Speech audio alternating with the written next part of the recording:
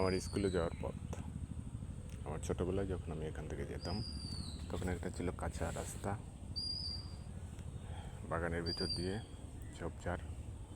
এখন সেটা ইটের রাস্তা হয়ে গেছে, খুব সুন্দর হয়েছে, অপরিচিত লাগছে। এখান থেকে নেমে এই যে কাঁচা রাস্তাটা আছে, এখান থেকে নেমে সামনে পূর্ব দিকে এগিয়ে এখান থেকে পাশের বাড়িতে যেতাম টিভি দেখতে। তখন টিভি ছিল এলাকায় খুবই রেয়ার, বহু দূরে দূরে একটা টিভি ছিল। ছোটো ছিলাম, 8-10 বছরের, কোথাও যেতে শরম লজ্জা ছিল না, লজ্জা পেতাম না। এখন বড় হয়ে গেছি, লজ্জা শরম বেড়েছে, এগো বেড়েছে, এখন আর অন্যদিকে যাওয়া হয় না, এখন তো টিভি দেখি না। তো সেই সময়ের কথা মনে পড়লে দেখেছিলাম, আর এখন কোথায় উপনীত হয়েছি বয়সের ভারে। এই জমিটা ছিল খালি ছিল, এটা চতুর্দিকে দেয়াল করে সুন্দর একটা বাউন্ডারি দিয়ে ছোট্ট ভালো একটা সুন্দর পরিবেশ তৈরি করছে। পাশ দিয়ে একটা নালা চলে গেছে, মনে হচ্ছে খাল, খরস্রোতা খালের মতো মনে হচ্ছে, স্বচ্ছ পানি, খুব সুন্দরই লাগছে। বাড়ির চতুর্দিক থেকে সম্ভবত ব্রিটিশ আমলে এগুলো করা হয়েছিল, কেননা তখন তো যানবাহনের আধিক্য ছিল না, নৌকাই ছিল একমাত্র পরিবহনের ব্যবস্থা, নদীপথ বা পানিপথের। সেক্ষেত্রে প্রত্যেক বাড়িতে যাতে নৌকা পৌঁছে যায়, প্রত্যেক বাড়ির আঙিনায় যাতে নৌকা ভেড়ানো যায়, সেজন্য প্রত্যেক বাড়ির চতুর্দিকে এরকম করে ছোট নালা তৈরি করা আছে, এখনও আছে। এখনও কালের বিবর্তনে বা সময়ের পরিবর্তনে এসব নালাগুলো ভরে যাচ্ছে বা ভরাট করে ফেলছে।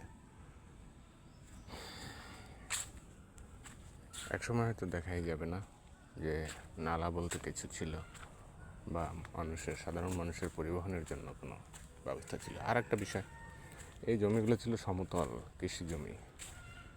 কৃষি জমি থাকার কারণে সাধারণত তখন বন্যা হতো, পানির প্লাবন ইন্ডিয়া থেকে ঢল নেমে আসতো।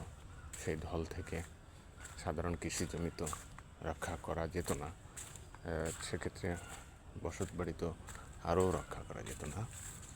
সেক্ষেত্রে দেখা যেত যে সেসব বসত বাড়িতে যাতে পানি না ওঠে, সেজন্য ওই কৃষি জমিকে খানিকটা এরকম ছোট ছোট পুকুরের আকারে এখান থেকে পুকুর থেকে মাটি তুলে তারপরে সেই বসত বাড়িগুলো উঁচু করা হতো।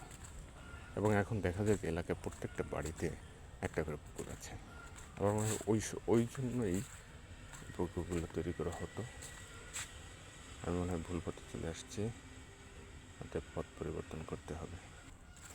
সে পূর্বের যে জায়গাটায় ছিলাম আমি, ওখানে একবার চলে আসছি।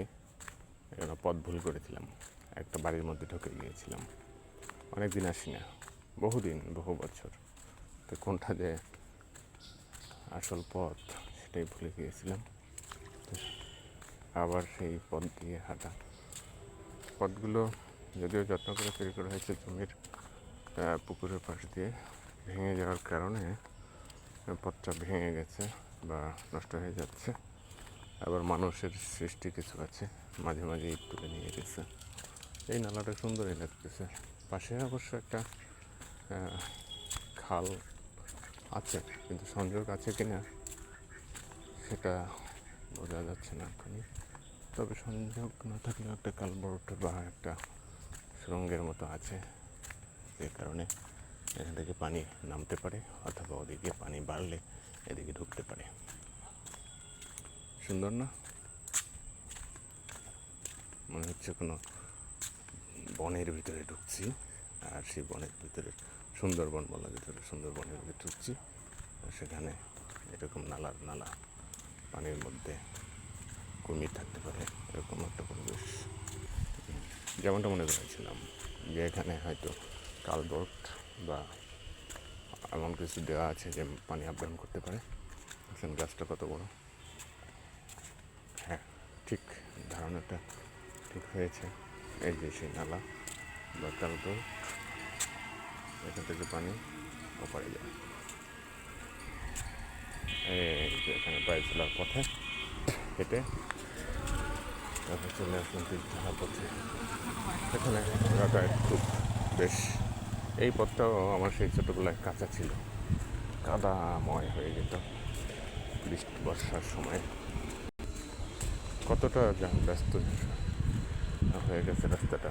এই রাস্তা দিয়ে শেরাল শেরাল পদিহার, নিমতলা, তারপরে বেলুহার, সাহেবের হাট, তারপরে তোমার বিল্লগ্রাম, এসব জায়গায় যাওয়া যায়। হয়তো হর্ন বাজানো হয়, আমি কিন্তু রাস্তার পাড় দিয়েই যাচ্ছি, তারপরেও হর্ন তাদের বাজাতেই হবে। এই একটা পথ ছিল, এই পথটা এখনও কাছে আছে, তখনও ছিল। এই পথ দিয়ে আমরা উঠে আসতাম, এখান থেকে উঠে আসতাম, এখান থেকে উঠে এসে নয়াট খোলা নামে জায়গাটা, ওখানে স্কুলে যেতাম। পাশের এই খালটা আমার ছোটোবেলায় দেখেছি, খুব স্রোত ছিল, আর এখান থেকে নৌকা অ্যাভেলেবেল চলতো, এখন আর নেই।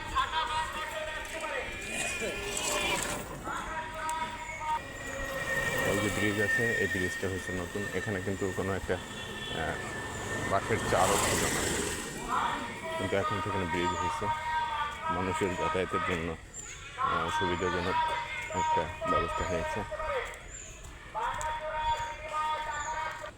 সামনে একটা স্থান আছে নিমতলা নামে পরিচিত এখন, তখন ছিল সেই সময় অরুণ ডাক্তারের বাড়ি, এই নামে মানুষ চিনত। সেই নামটা এখন বিলীন, এখন আর ওই নামে চেনে, বাট একটা প্রজন্ম পর্যন্ত চেনে, কিন্তু তারপরে আর চেনে না, এখন নিমতলা নামে চেনে। এখন এখানে গাড়ির স্ট্যান্ড, ভালো দোকানপাট ছিল, আছে। তখন সেই সময়